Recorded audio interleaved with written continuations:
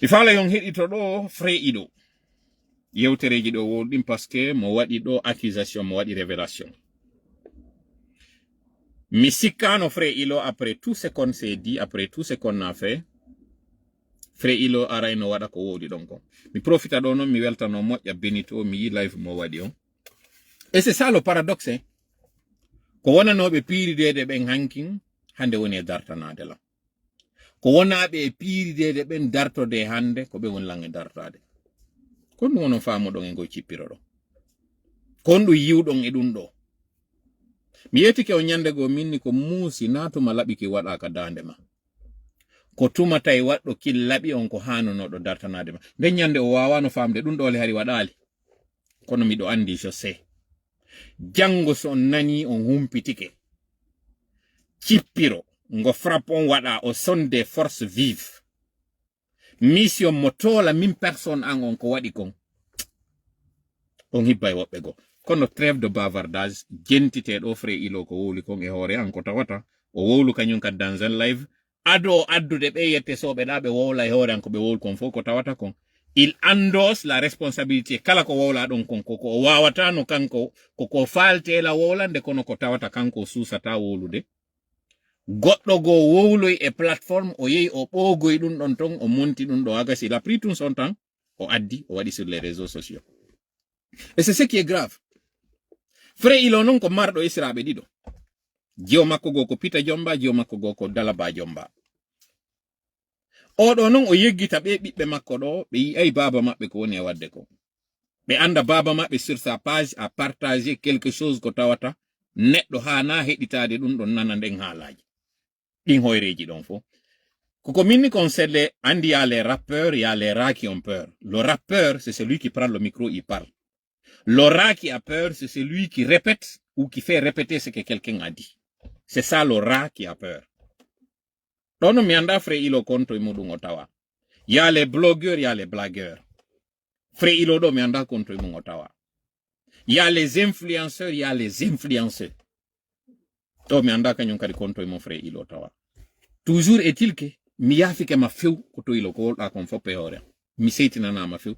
Parce que mine de rien, a ari on terre mo hanano argol on révélation mo wolɗa ɗon wiwɗa ko mi waddi kon e Alaji Sellu projet mo Alaji Sellu wadda on e mum moɓe sali on jonnuɗa version maɗa on mi jonnay noon public on la vraie version jango si Allah jaɓi preuve à l'appui yimɓe ɓen noon hande kadi compara ɗon ko wowluɗon kon e hoore am min no wowlirɗon noon e min non mi wowla mi jonna kadi preuve ji ɗi min na yahe consulte on hunde kaari heɗite kañum kadi ɗum ɗo yiyon ɗum ɗo fof jango nduluru ndu mi waɗata ɗum préparé dey yo Alaji Sellu prépare moƴƴa komi woni e wowlde kon jango na jango réunion de force vive no woodi on wi'i j'ai été acheté padre jonni lambuɗi on wi'i onon on wawata ko so non jentite hewtere naami ɗuman no jentite kippude fi moɗon ina fi Sellu dalen jam c'est-à-dire ina e politique wona lagine ko transition keso fukkiti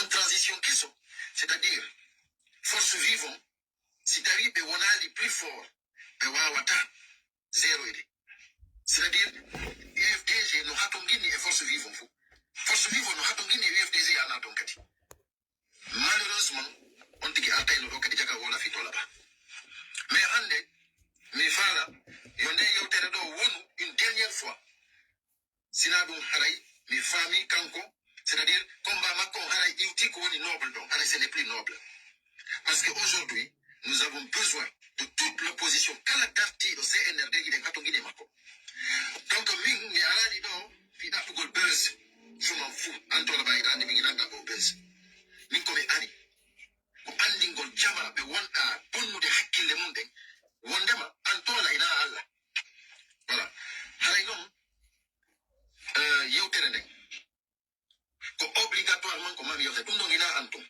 kala blogueur je yaltuɗo ɗo inni aybina président Seydou Dalein Diallo min mi waɗa e réplique wonɗo wo wonɗo komi inni c'est à dire kanko Tolaba ko yo accu o waɗa focus e adversaire o si tawi hawri himo andi wondema Seydou Dalein laamoɗo walla laamotako ça c'est son probléme yo mana ɗum ɗon hoore makko mene mene gandi ina walla ko Allah hoddirta si tawno ko Allah ɗum haray ɗo fewndo senede ala ko bale sekutu momen 5 aldari ke ay ni wondema selludale jallo c'est-à-dire awadimo c'est-à-dire a réduisimo au néant c'est-à-dire qu'au zéro voilà une stratégie à vie bien maintenant min e woɓɓe go wiɓe région ji ɗi nayi lagiri ala ɓuri selludale fewdo ɗo joni kanko noon o yetakima wondema ko rebeljo waɗe cœur jiɗi parce que mi wata wadde cœur jiɗi waɗe cœur jiɗi o yetakima ko rebeljo o yetakima ko terroriste kanko ko innuma ko démocrate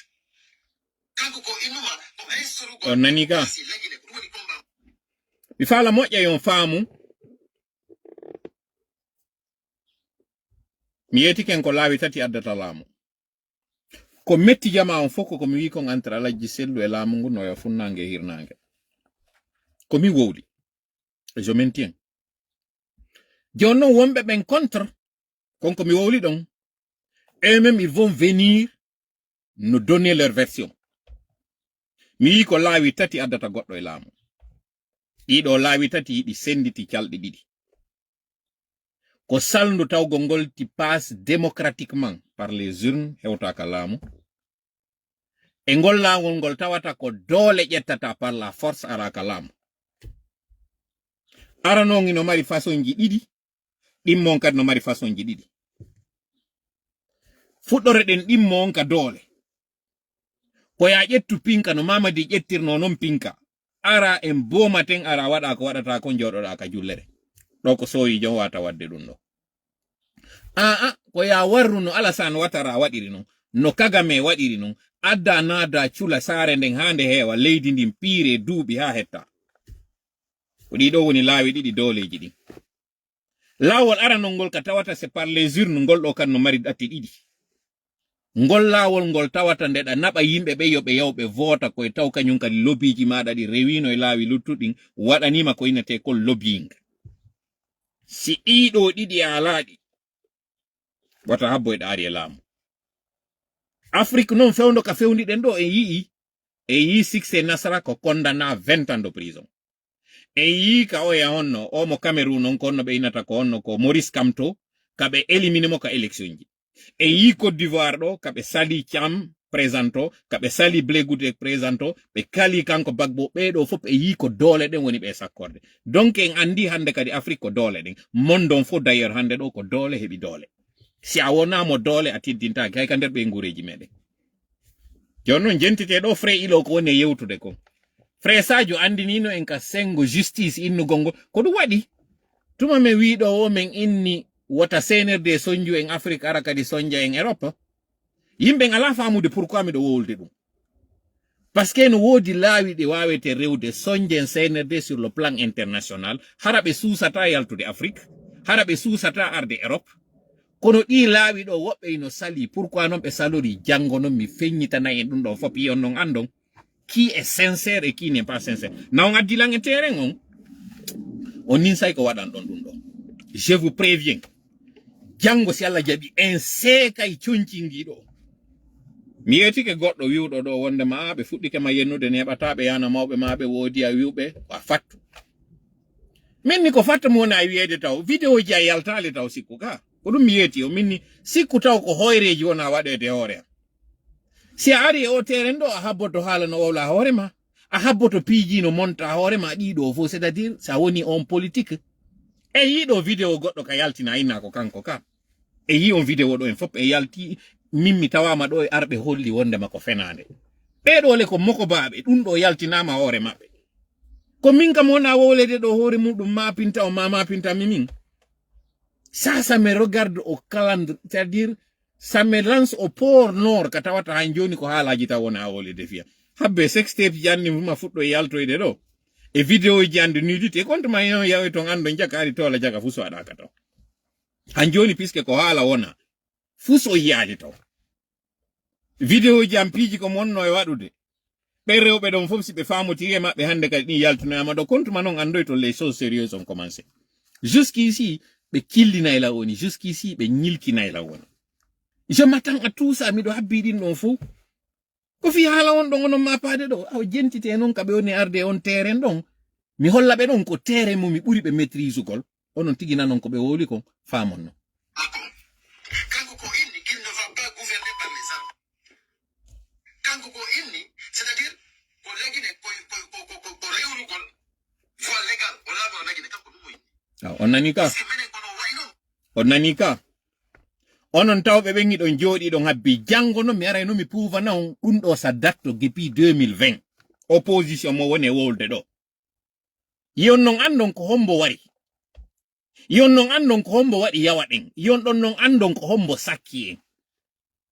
Je vous ai dit désormais je ne parlerai pas, je vous montrerai onon tigi yon Allah wadi du'a on ino jabade kambe tigi be yaltude be revela na hore mabbe stratégie et position mabbe jogi yon do non o yewtay do kanyum kadi hay fi ko be inni do yo yew resanso don kon freilo nin say ko no memminaran do lam fewndo do jentite dum men faalira maintenant si tawi hawri ko gere laabu gum hettolta on gere do ko menen wadanta bo mene ko annon tola anka ka dono tawtude e be wade do be on gere do fiyo lagide hebu jambe gissier antola pour l'instauration de la démocratie il doit tawede enen don iden dono wonde sur la même longueur d'onde ko enen dono famondirde enen e hetti be fu jonnidire juude waden sifa ko be wadani Alassane Ouattara ko yimbe makko ben tigi tigi famondiri be inni ko be wada e gere o ha Alassane Ouattara jodo no hanki ko contre régime wonno do dongo Alpha Condé ko on ko hanki ko wiiden ko troisième mandat wadata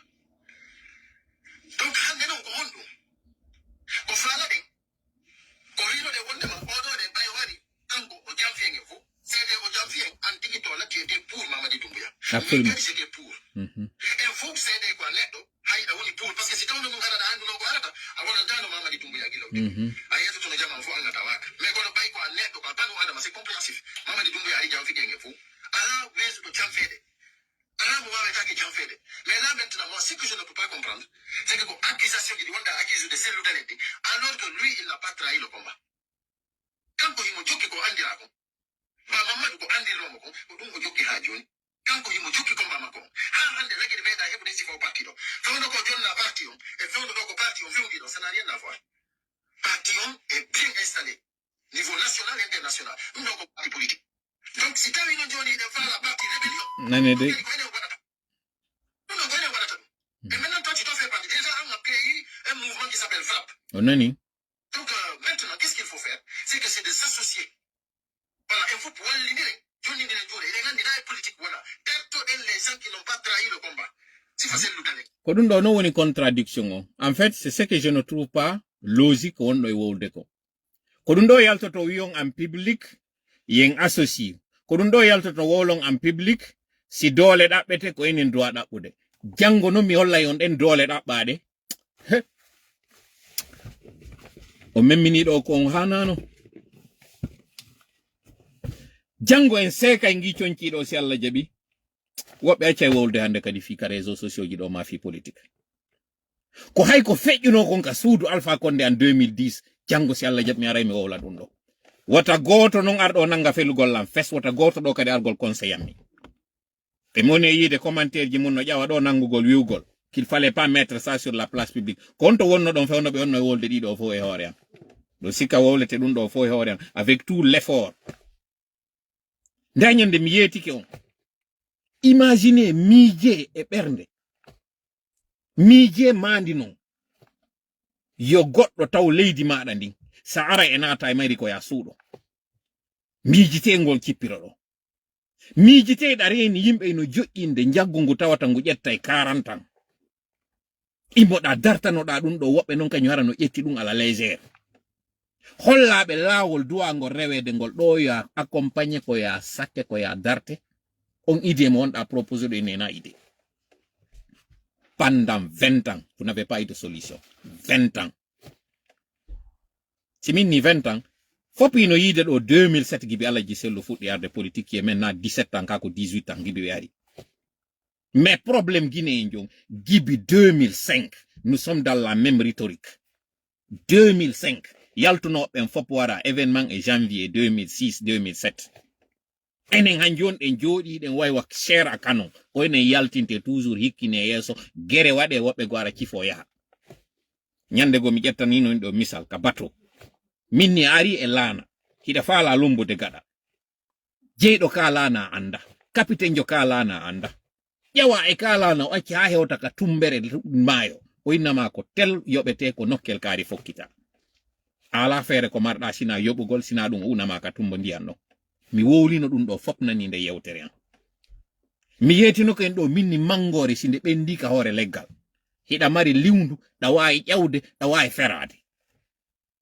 kono ansi a wii ko tuma bilibili nun aɗi jooɗi e nde mangore ɗo ñaami nde futti ƴetta konko yani ɗo wi'a ñaamu a heɓata ko laaɓi mi wowlanino e ngal misal ɗo e pulal minni enen kadi wonen ɓe yahoɓe tetta ko liwndu waɗeten ko hayre waɗeten ko yen ƴew wonen enen kadi aren habbaki ha nde mangore nde futta ka leydi si ƴettende mi wowlali ɗum ɗo ko ɓe no woni yaltude ɗo nanga wiwgol wondema si solution o waɗete ko enen fof wata jango no jama on fof anday ko waɗuɗon frappe on kon d'abord taw o sende force vive ko tawata ɗum ɗon c'est récent là si aro en non ko waɗɗon toola kon fof kañum kadi gibi 2020 ɓe naadaɓe ka nder kaso ɗo ko wonno ɓe naatiri kaso ko ɗon no yiyoton faamon pourquoi ɓeɗo fof ils se retourne aujourd'hui contre Aladji Sello na on ɗaɓɓitilan on terrain on a dit on wi maintenant on va mettre les choses sur la place je n'ai plus rien à perdre puisque maintenant vous vous en prenez à moi, à mon intégrité, à mon honnêteté. Hande kadi je deviens la mauvaise personne kono woni moƴƴuɓe ɓen les gens sauront ce qui s'est passé. Hande kadi non problème ji ɗin en fop en ando sayɗi. Sayi hande ɗo eɗon jindude iwa d'un pays à un autre, c'est parce que andaki rôle mo wonɗon joude o. À cette fois-ci jama on anday hay Paul Kagame tigi mi wola inde makko ko ndu waɗi si Mamadi Dougoula en mi yeyi tawoymo ko ndu waɗi rapprochement entre makko mi yeto on non sakki ɗon yo taw ɗum ɗon kañum kadi ara laato ɗon taw ko enen heɓayno relation jango en sekay ɗo papo on si Allah jaɓi jentite na on meminilan on ari on terrain ɗon vous allez regretter pourquoi vous l'avez fait sifa Aliou Ba ina mantude est ce que ko mantiɗa Aliou Ba kon ko fi on ɗo ko parce que il a pas dessus ko parce que imo jogui combat on andi on nani audioji ɗo kaɓe woni wiide toola no mari parti mum o yew déclara parti moɗon kaɓe yewnoɓe andi tawi hande kadi ɓe wata wiide frappon ko parti politique parce que c'est une organisation hande ɗo ko ɓe woni wiide wo toola ino pongude ɓe ino jasinde ɓe parce que toola ko Aliou Ba woni e votande parce que toola ba ko o kagulejo ko modèle o jeeya et alors si tawno hara woni ko gonga qu'est-ce que cela vous dérange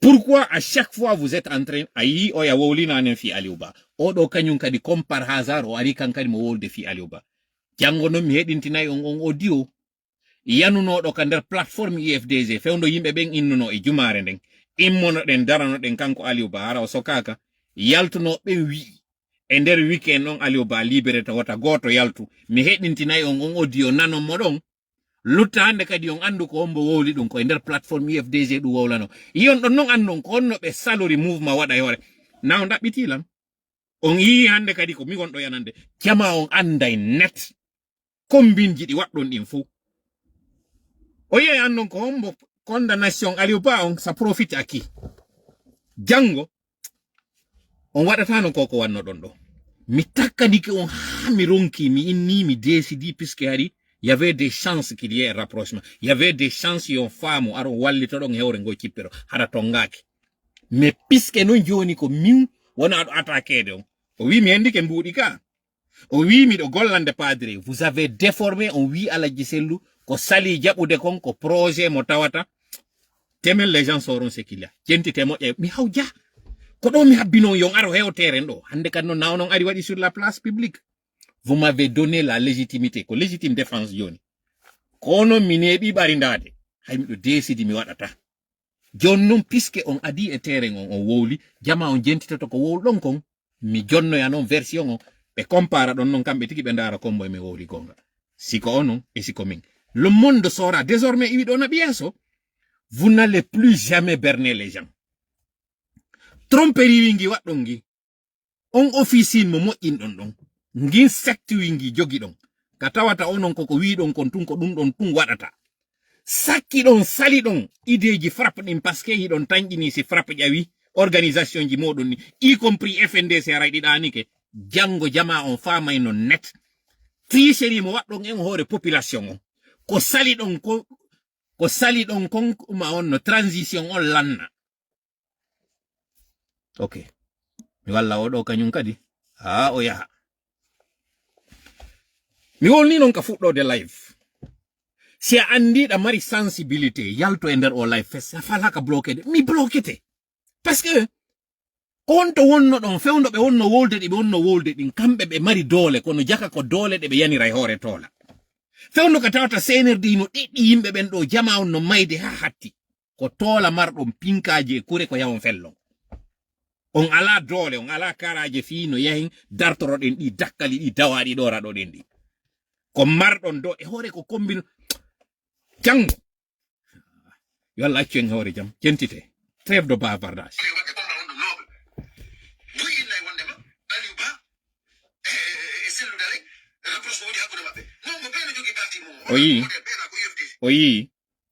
oui toujours ka c'est-à-dire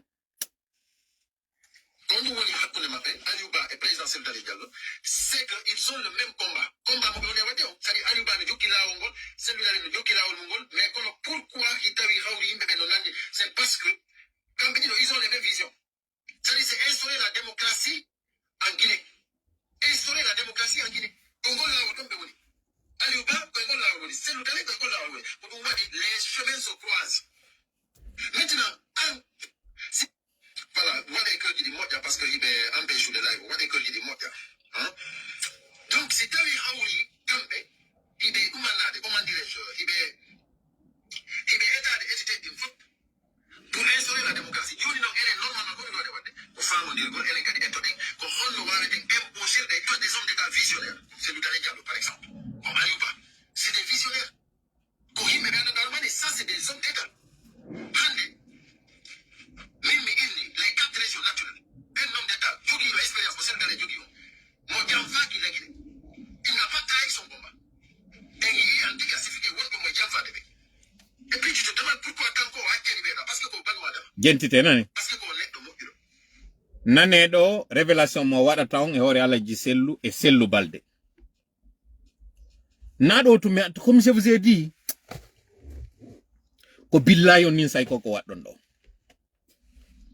o wi ɗon mari ko wowlon hiɗon wawi arde dénigron toujours officine moɗon de mensonge ɓe jogi ɗon ɓen ko ni waɗirɗon e hoore Bawuri c'est dire onon kala mo seeduɗon ma kala mo tañƴini ɗo wonali ka logique mon nayon acci toon tigi o yaha ko yo ndaru nden fenande ɓurde e ñiddude ɓurde e wonde absurde ƴettonde fawon e hoore on tigi awɗo non ko argument contre argument preuve contre preuve miɗo andi ɗi wolɗon ɗin fof an tigi non a wola e ɗiɗo répéta o wi miɗo hendi mbuɗi juuɗe padre n'est-ce pas o wi miɗo yoɓa pour que c'est-à-dire on yalta e wolon ka public wi on vous voulez l'union vous voulez l'entente vous voulez la cohésion vous voulez l'entraide yen wallindir ça c'est ce que vous dites en public wi on wata piiji ɗi waɗi en public yo ɗi waɗi en privé ye yewtu a hande ɗo non ko konko tawata no waɗede non en privé sali ɗon ko ɗum ɗon non si Allah jaɓi mi yaltirta fino yeyi yimɓe ɓe yi incohérence moɗon on hypocrisie moɗon on manque de c'est-à-dire logique alay ko on ɗo wadde ko jon non les gens feront leur propre jugement ɓe nanay ko wolɗon ko. C'est pour cela, tu ne vas pas tolérer les gens. Tu ne vas pas tolérer les gens. Pourquoi? Pourquoi pas tolérer les gens? Si c'est le balde au casso, Kauti ou Soufalima, mais Fala m'a déjà fait des cellules. Il y a un temps comme Yalti, Artico Parti, Yari. Pourquoi ne pas l'ouvrir une fenêtre? Pourquoi ne pas l'ouvrir une fenêtre? On a nika. Ko ɓe pré jonnugol Sellu Balde lui ouvrir une fenêtre. Jentite dey nami woni wolde, c'est lui qui est en train de dire. Onon o yaltu no fewndo mi wowli ko feƴƴi gon ka prison hakkunde Jiga e kanko Sellu Balde e Alaji Sellu o yaltu no o waɗi audio o inni konko mi wowli ɗon ko c'est faux ɓayme yewtoyi o wi sifa kan haala sika yalti ko wiyete Alaji Sellu dooli o yawgol taw e Maria ɗuma honno surrugol babe makko ngo il le sait très bien kanko frère iɗo jonnon ɗo o wi Alaji Sellu n'avait pas le choix que pardonnugol mo kanko Sellu Balde o arta o nani ɗum ɗon Alaji Sellu est prêt ma doit pardonner waɗuɗo mo hankin kono jentita e yeso ɗo hakkunde Alaji Sellu e woɓɓe go tawɓe ɓe considéri wonde ma ɓen ɗon jamfiki Alaji Sellu il n'est pas question yo ɓen ɗon kañum accite c'est ça le manque de cohérence que mo jogi ɗon o vous avez 2 poids 2 mesures pour les mêmes faits onon toujours yiɗon andi, onon toujours vous êtes prêt à pardonner, votre porte est ouverte. Hay jamfiɗon onon, il faut lui donner une deuxième chance, il faut toujours lui ouvrir la porte. Kentite jama on nana e few be analyse ko wonɗo ɗum ɗo nami wowli koko wonɗo wowde kon ko ɗum woni e yaltinde.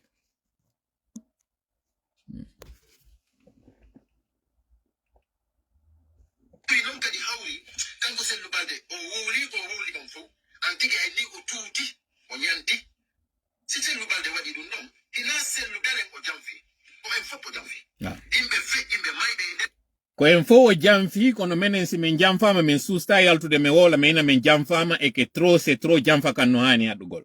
Donc hiɗon jaɓani wondema si Alaji Sellu waɗama na Alaji Sellu to waɗa et que par conséquent c'est mon droit si mi jamfa kan no waɗe de mimo contre makka.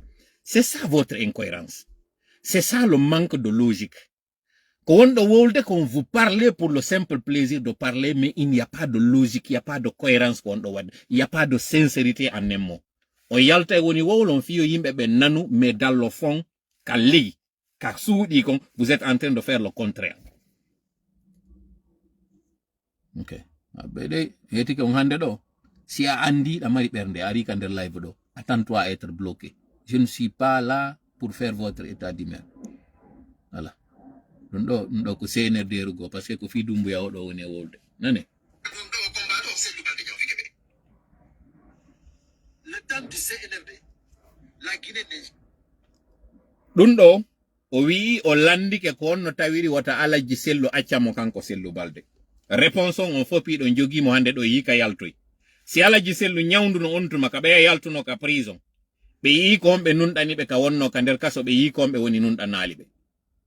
Mais ɗo yo Abdoulaye Ba jonne on tuma la position du fidèle natuɗo kaso laabi ɗiɗi ɓe yehi ɓe fottoy accede na hande de révélation ji ɗi waɗata ko jango jentite ɗo non fewndo ka élection ji fewndo ka recensement ɗo fewndo men joni position men ni wata goto yaw recence o e hoore ko ɓe wi on kon fop yahi recence o ɗen jentite ɗo ko woni e wolde kon hiɓe anduno kamɓe si ɓe inni on no yahi recence o ɗon nane.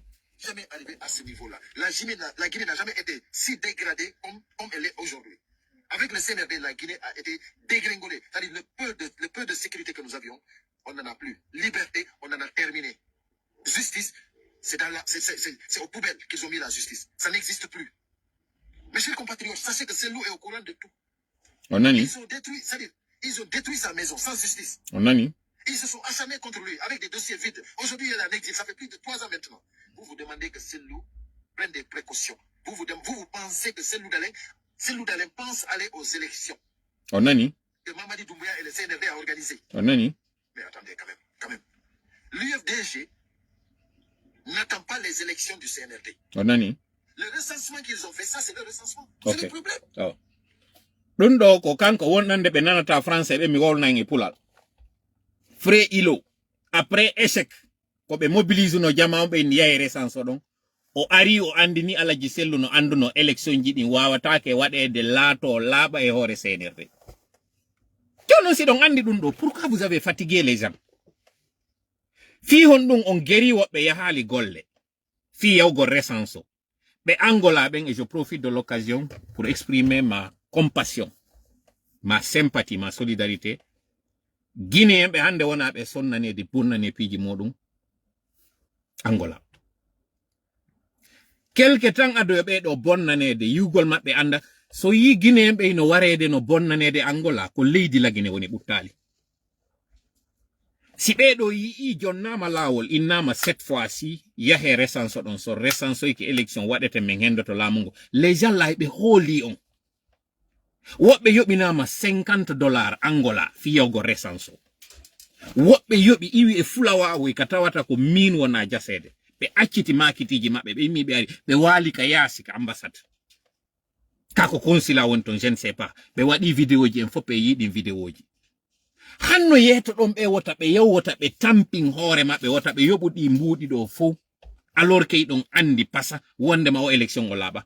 Jango non mi yetoto on deal waɗano ɗon ha tawi ko on consigne ɗon jon na on addilan e terrain on ko billahi on ninsay ko on ɗum waɗanno ɗum ɗum ɗo par ce que hande kadi ko suuɗuno ɗon kon fop ko wonɗon jamfade jama on kon fop position mo jogi ɗon on négociation mon do wadde on ko salani don kon o transition lanna ko joni non o yi on andi vous avez été trompé sur toute la ligne ko joni non won do yaltude wowlon di do fu pourquoi on wona sincère pourquoi hidon andi pasa élection ji labude wadata e juude CNRD antigi a wowlido ka nder audio mada a wi Alaji Sellu no andi ko ne fejjude ko si lui il est aussi informé qu'on wirda no et que ko dum wadi si be yadi e wisi pourquoi avoir donné la consigne à ces pauvres Guinéens be yobe recense pourquoi hanno sutonon ko me wiuno ko wata yahe recense pourquoi jonnon e hino do en yehi do deval les faits on walli be on moƴƴinani be lawol ngol fop vous leur avez balisé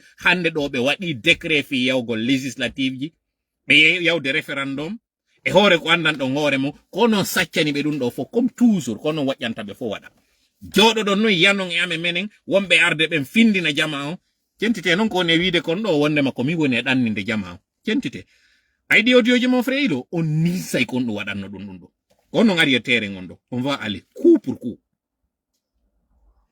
Pourquoi l'UFDG a encouragé les recensements? C'est parce que tout simplement les Guinéens ont besoin des documents pour bouger, pour voyager. C'est faux.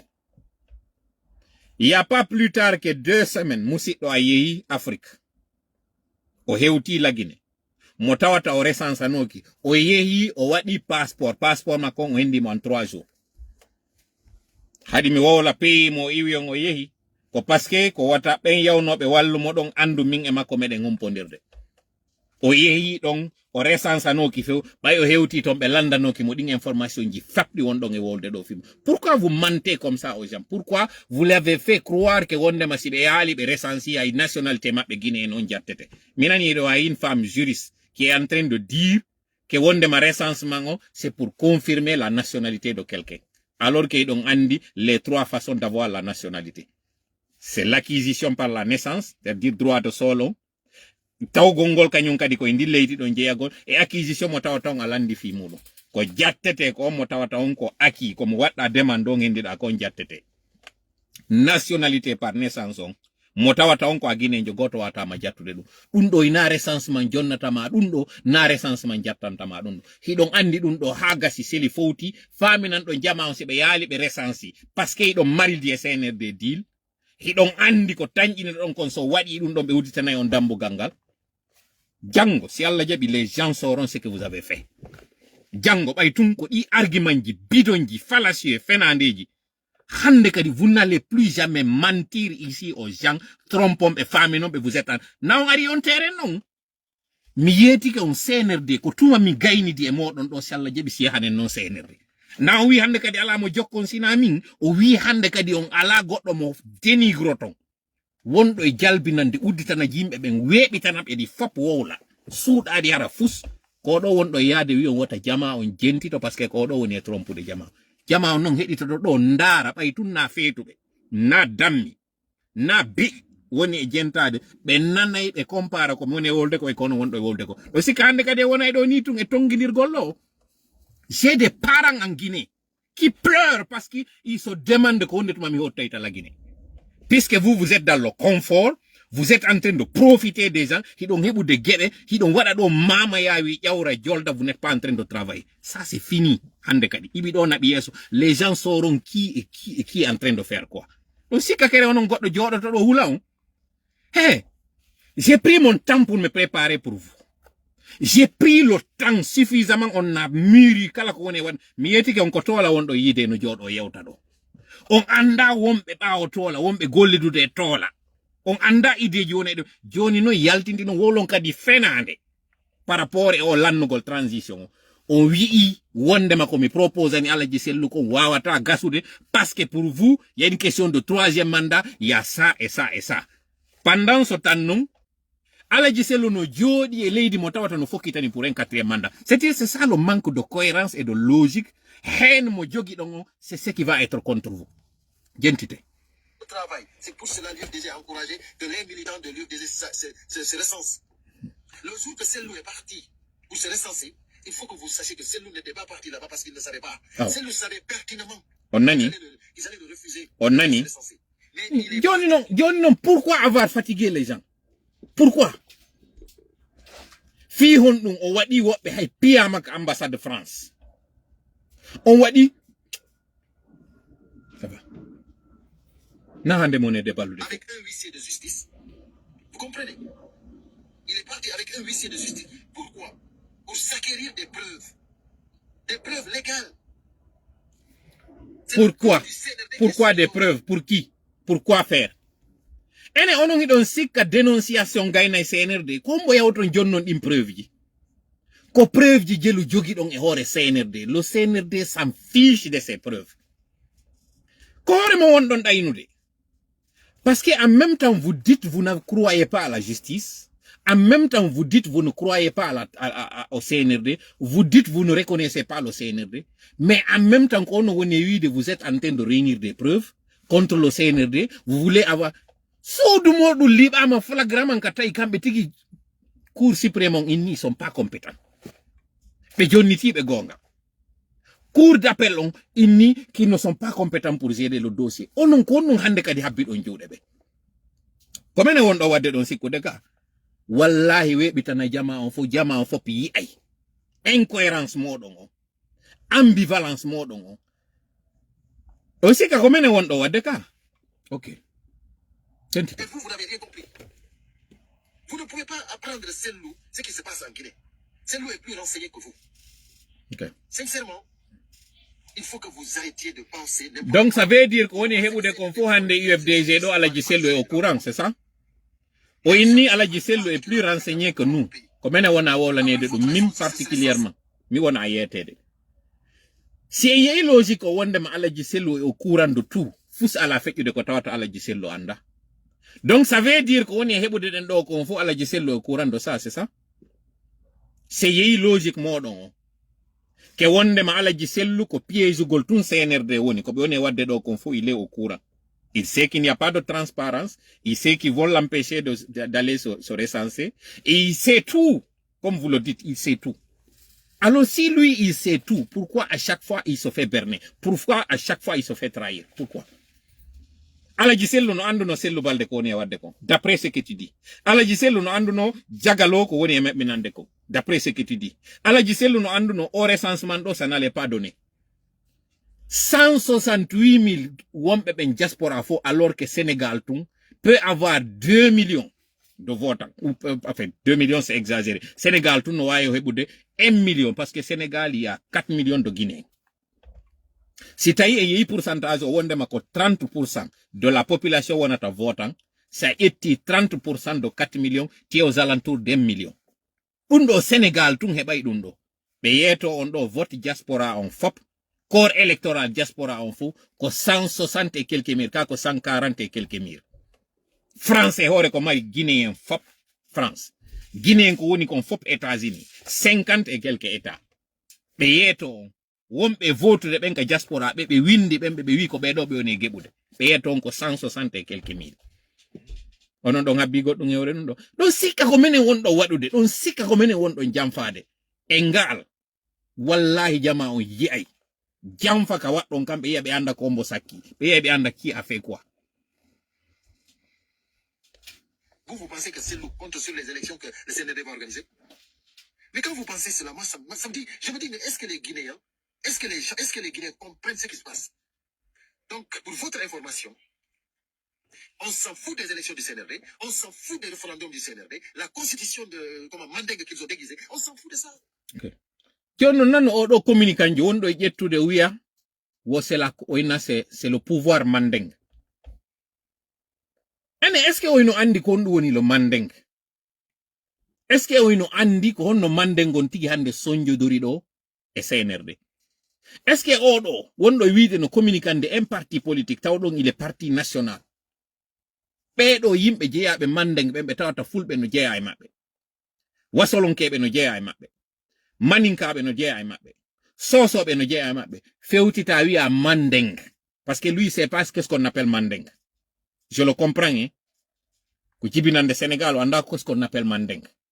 Alors no sa wi pouvoir Fouta. No andirɗon non on jaɓata yo wi'e parti UFDG on parti Fouta ko non woniri kañum kadi feewa yo nangu yugol pouvoir Mandeng. sa waɗi ɗum a raɗi ke kala ɓen ɓe tawata hande kadi ko jeyaɓe Mandeng parce que hiɗa denigrude ɓen ɗo ɗum ɗo goɗɗo wodaki nodduɗo ɗo inni mo o communication mo wonɗa e wadde ɗo fewtu wi'a que ce sont si a wi'a fi Mandeng wi alors les extrémistes du Mandeng parce que Alpha ko mo Mandeng kono Alpha ɗo hande ko victime maɓɓe kañum kadi e kala ɓen ɓe anduɗon ɓen ɗon kañum kadi ko jeyaɓe Mandeng o ɗo non o immo o fewta o inna wondema ko constitution Mandeng lamnali gentité. On s'en fout de tout ça. Mais ces compatriotes, bientôt, les Guinéens seront libres. Parce qu'on va se libérer du CNRD. Soyez sûrs et certains. Soyez sûrs et certains. Ok. Comment? Arrêtez de venir dans mon privé me demander qu'est-ce que c'est nous doit faire ça, c'est nous doit. D'autres me demandent, mais pourquoi c'est nous ne parle pas? Pourquoi c'est nous va parler? Pourquoi c'est nous va parler? Une très bonne question. Pourquoi? Parce qu'il y a des gens comme vous qui parlent. Pourquoi il va parler? Avec le projet de la Constitution. On a Yewtude à sa place. Pourquoi lui va parler? Quand on est Yewtude à sa place alors que c'est lui qui devait parler. Mais qu'est-ce que vous voulez? Lana. Pourquoi c'est lui a pardonné? Pourquoi il ne va pas pardonner? Il a dit qu'on a pardonné. Donc, mais attends. Wondema, tu as été le premier à vivre Wondema, c'est le Dalé Johnny, et oui, Sénégal, Johnny Yarito, Yari Côte d'Ivoire. Tu as été, quoi, Kadi, Wondema, c'est le Dalé, il n'est pas en sécurité. Comment c'est le Wawa de le pouvoir? Johnny Andy, c'est le facilité l'immigration. Johnny, c'est comme mandat d'arrêt, il y a Tampa, France, Côte d'Ivoire, Guinée, il faut que Hautiti, Johnny, il faut que contre c'est le Dalé. Johnny, mi fa la mandine de Antola. Ay non ko ellede don tati non hawtodiri woni haray contre selludare leader jabe mon ko dum don wadi simen inni mele men yida perdude on do do yobe yiw ko mi woni be sappinde ko mido sappinde be lewrum dum ko hondo andum be woni yide mi attiri attention mabbe on e hore déjà o yi hande ko feƴƴi kon Côte d'Ivoire ka o yi Côte d'Ivoire no mari wi'eteɓe bete be mari wi'ete bawle be mari wi'eteɓe jula be mari wi'eteɓe ko fasi ka ko essi be mari leƴƴi buyka mabbe be mari ben tawbe ka nord be mari ben ka sud élection ino fokkita dans un pays mo tawata i leƴƴi do foppino e makko be écarta on tawdo ko jeyaado e bawle be écarta on tawdo ko jeyaado e betebe be hande do be ethnicisi élection on ton sa wowli be nanga wiugol ça va.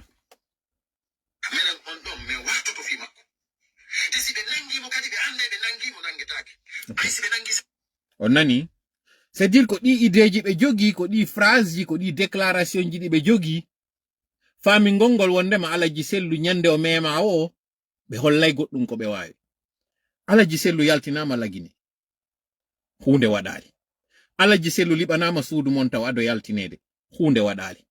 Alaji Sellu hande do innama dossier ergino en hoore mabbe mo tawata ko sabo on be yittito hadi be yittito lagini hunde o wawali wadude hande do innama Alaji Sellu resanso ta ko ay election ko ndu wadu dum nangugol goddo buray dum do hey don sikka ko yimbe won do wadude ko wallahi ko hoore mo won do wadde parce que tuma wol don dum jamaaw no sikkude don gollude goddo may don contrôler situation alors que hi don andi que vous n'êtes en train de faire rien. Yo non, main. Il a sifa antu. Que des millions de personnes andin tabe wanda ma sellu dalen ina memededo. Ngo ko won ko henama. Si Tarian tu n'es pas prêt pour ce combat là, mene woni prêt. OK. OK. Ndam puccu ndangol lande. Ko be prêt. Mido andi non na baawdi caméraji mengoy ka jodi den do wawete wadde dum liton naka hunduko liton kaka tere puisque non onon don famina ni jama on do wonde ma vous contrôler la situation mai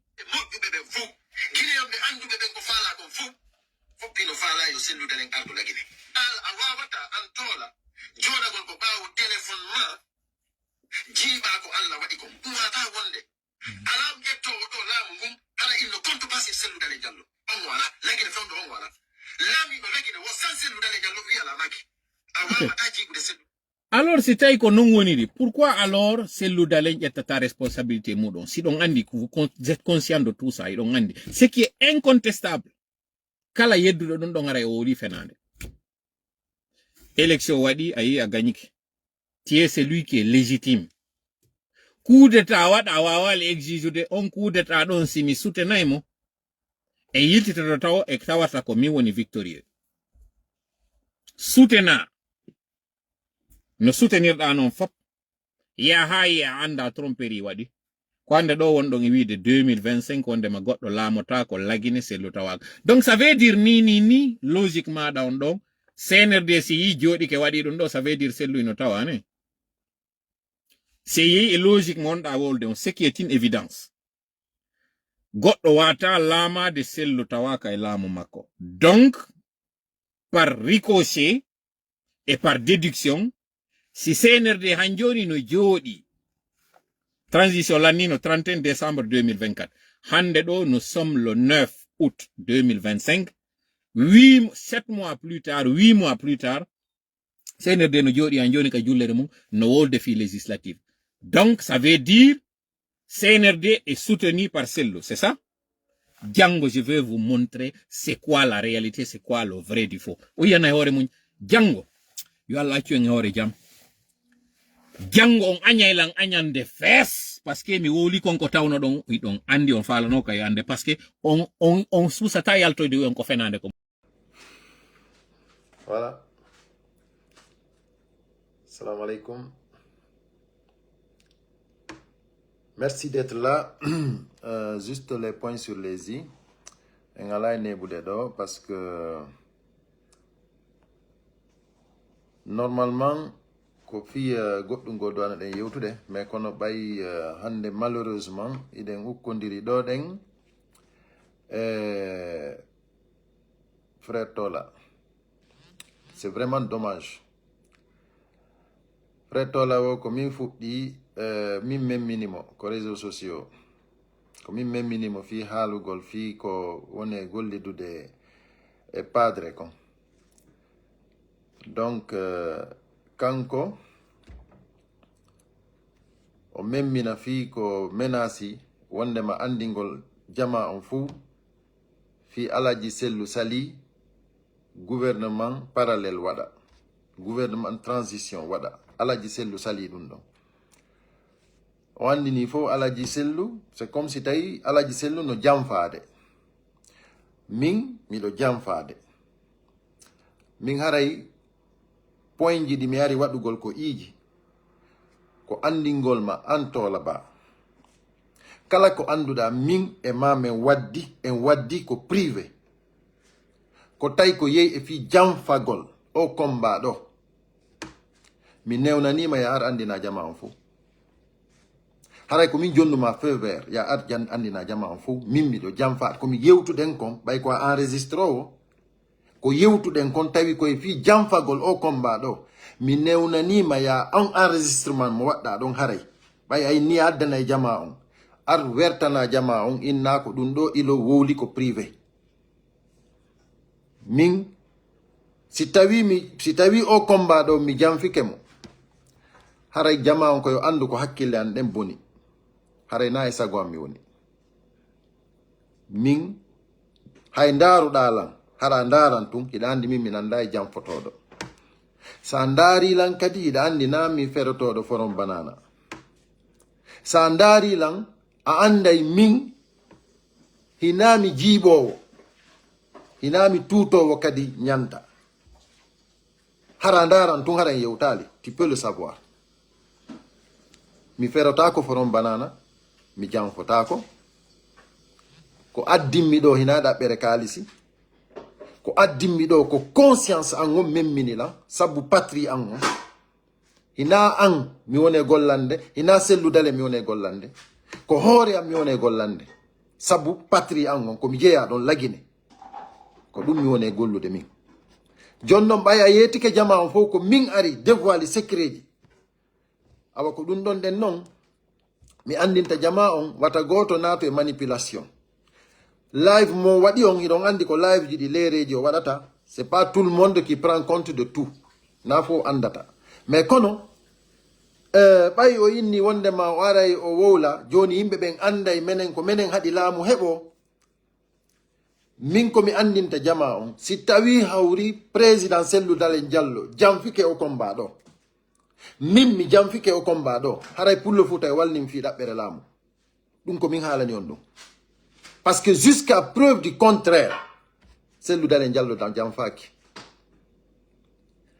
min miɗo wawi wiide waɗuɓe combat on fof hande ko fewnden ɗo ko kanko tu woni goto doaka duttude makko parce que vraiment il est serein dans son combat jon noon tola noon no faala addude ɗo wo ko secret ji ko yewta ko ley min komi andinta kanko tola si tawi hawri himo sikkude goɗɗo no hoolimo haray ɗum ko yo andu ko ɓen yimɓe wonɓe mouvement makko on hoolimo gila ñande o bonni crédibilité makko on ko wiyete confiance koko yewtidi e o musidɗo meɗen wiyeteɗo AMD musidɗo meɗen wiyeteɗo AMD noddinen ma innamala wadde live musidɗo makko musidɗo meɗen pardon wiyeteɗo AMD wallimo waɗi han o yewtidi e Fodé Ousou Fofana nden yewtere nde ɓe yewtidi e Fodé Ousou Fofana ko privé o wari o waɗi live o yewti kanko e Fodé Ousou Fofana ko ɓe waddi ko téléphone kon e live ko e live o waɗi ɗum ha min mi yewtida e Fodé Ousou ko privé mi ara mi huɓɓina live han on ɗo mi sifano fof ko mi waddi e Fodé Ousou ma mi yewtida e président Cellou Dalein ko privé mi ara ɗo mi wolana fof ko mi yewti ko noon wayi kanko tola ko min waɗuno réunion mi tawama réunion tawi kanko himo tawa ko min inni wata goto enregistre tawanoɓe fof inna wata goto enregistre kanko tola o inni wala enregistre de fof inni ala enregistre de pardon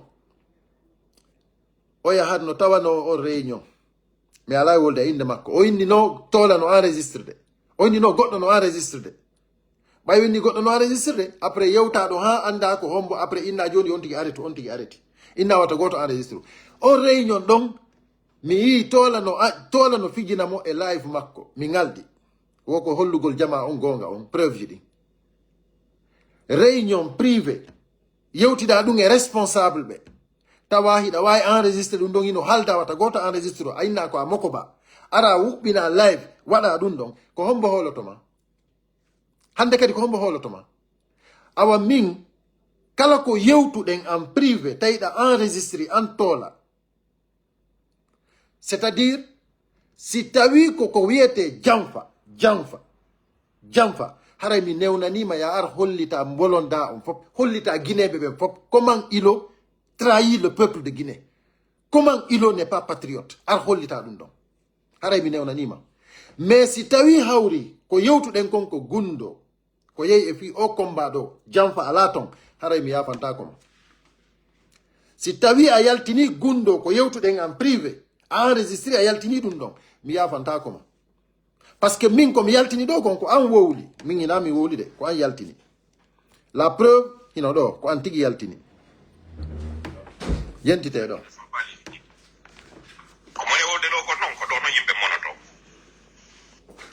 parce que il faut wolen be on ne peut pas dire une chose et faire son contraire ngañande mi yalti mi wowli ɗo miɗo wowlude goɗɗo ari commenti mi moni mi yewti yewtere nde tawata woɓɓe mon appréciali ɗugol ngol ko Alaji Cellou sali au gouvernement parallèle waɗa mi mentena encore mi arta kadi e yewtere nde mais aujourd'hui avec plus de détails jentorela noon hakkille on andi ɗo ko kanko tigi arno wowli ha woɓɓe ari commenti o moni o sonki nden ñande on live no ɗo mais kono en wawata fijinde fof par ce que eɗon andi live ji makko ɗi non seulement no juuti pause ji ɗin no ɗuuɗi kadi donc en ala on tan ɗon mais seulement komi andintinayi on kanko o inni on wondema hanki ko min yaltini ɗum ko réseau sociaux onon tigi on nani o inni ko kanko tigi ari inni ko alaji sellu hadi gouvernement parallèle on waɗa ko waddi mo alaji sellu kon fof ko ɓay alaji sellu jaɓali proposition mo ɓe waɗi on joni noon min nde yewtere makko ɗo koko privé makko mi yewno mi innimo yo accu minimo yo accu on tumati hari o blocali lan donc ɓay o artiɗo ɗe après 50 jours mi anda o artiɗo ɗe hari min o bloqué lan o acciyo men yewto parce que imo anduno so ari ko alaji sellu atakata so atakile alaji sellu men yaltay donc ɗum ɗon waɗi so bloqué lan parce que o accilan jabagol gila neeɗi ono aroɓe ko privé an innoyo men régule ɗum ko privé ɗum ko si tawi on tigui ƴettima téléphone noon si yewton si on tigui jaabikema message si yewton awa ko yon andu hina min faalayo nde yewtere arɗo ko kanko ko stratégie makko on ni ko bloquiri lan kon ko fiyo taw hara o heɓayno waɗira noon ɗum ɗo hara min mi yaltay mi réplique o araya noon o inna ko min fuɗɗi ko ɗum ɗon o faalano awa min mi andinima kala ko yeyi e janfa yaltina jama o min ilo ba si tawi ko enen ɗiɗo waddi janfa fi o combat men ɗo min newnanima toola ya yalti si tawi ko enen ɗiɗo yewti en privé gundo a yaltini ɗum ɗon mi yaftako ma par ce que kala si tawi hawriɗo joni an tigiɗa wiide doomi ɗinno ko nder parti ton yoɗi yaltine joni haray menen ko doomi kadi woni ko réseaux sociaux ka ko ñaariji parce que il faut qu'on sache maintenant ko honɗum kadi joni haray heddi si tawi joni goɗɗo wawata gollidude e goɗɗo wowla gundo hande kadi haray ko honɗum heddi haray koye combat hombo wona haray nayo terte si sellu Dalen Diallo woni hutaɗo min si tawi mi hutitama yo combat ɗo wallahi billahi haray komi innata on pullo futa e walni komin haalani on ɗum par ce que si tawi hawri kanko toola ko kanko woni ko wawata sincude laawol ko rewete ɗon jokke ɗon haray hande kadi min mi yaali ko hombo jokketen par ce que si tawi a woni yaltinowo des secrets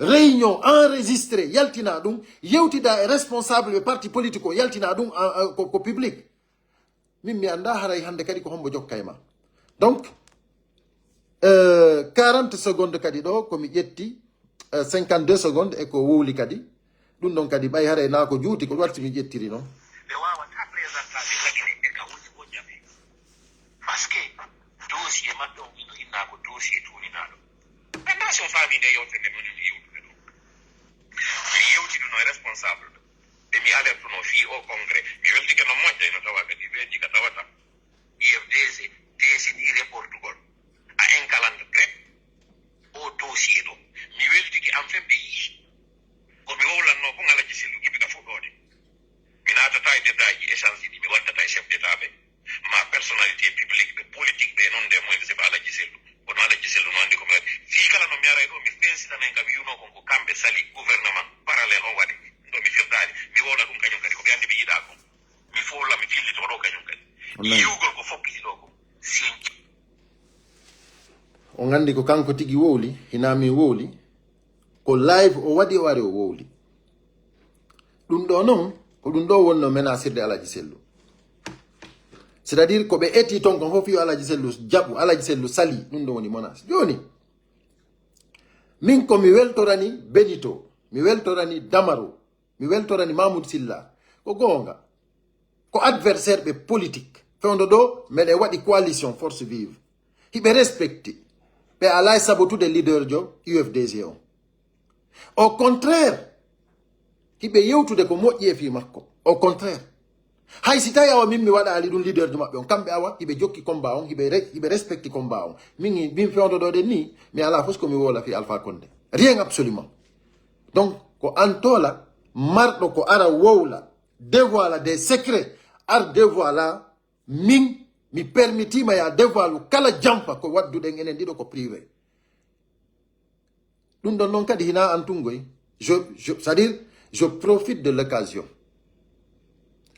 kala momi gollidi ko réseaux sociaux ɗo tawi koye fi jamfa yontigi yalti min je veux que ça soit clair ko an sa jonnilan ɗo opportunité fi yomi andin ɗum ɗon kala wiiɗo lammiɗo janfi o combat ɗo yo on tigi yaltin wertana jama o mi newnanimo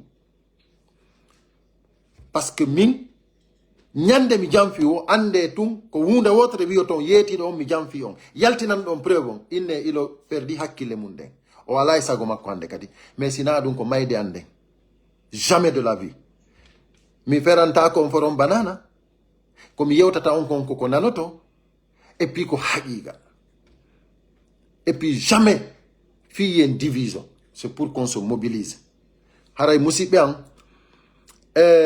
mi arta e ɗo joni Moubarak mi yiɗo ɗen ɗa faala intervende mi arta e ɗo joni live go antenne libre oɗo live mi coupa e mo ɗo par ce que ko fi ɗum ɗo tun ko mi ari ɗo mi woli ɗum ɗo ko fi wata wonu himo mari secret ji gundoji komi janfi yo ar o wowla ko si tawi noon hawri o yaltini ɗo ɗen secret ji alaji sellu ɗum ɗon o tawa e ɗon jama on min ɗum ɗon ina mi wolta fimu ɗum ɗon o tawa e jama on ɗon kala ko ari ɗo o dévoile secret ji alaji sellu ɗum ɗon ko jama on o tawata ko laawol ina min ko an kon si tawi hawri gundo o dévoile mi toleratamo ɗum ɗon on mi yafotako voilà kala noon ko tawi ko janfa men waddi mi newni yo addo holla o min inami traître jo mi janfotako jamais de la vie haray on jarama musidɓe am mi arta e joni kala faalaɗo intervende antenne libre yo ar mi yiɗo woɓɓe no inna yomin aretu comme yomin aretu fi jabagol tolagol non simi areti ɗo joni si tawi hawri joni kanko o yaltinali ko jogi kon ko innoy ton ko honɗum innoy ton ko toola ɓay joni no faala yaltinde gonga on min mi fankata dey par ce que ko inni komiɗo janfade yo aro laɓɓinanam voilà merci beaucoup hara en on tuma si Allah en joni si Allah jaɓi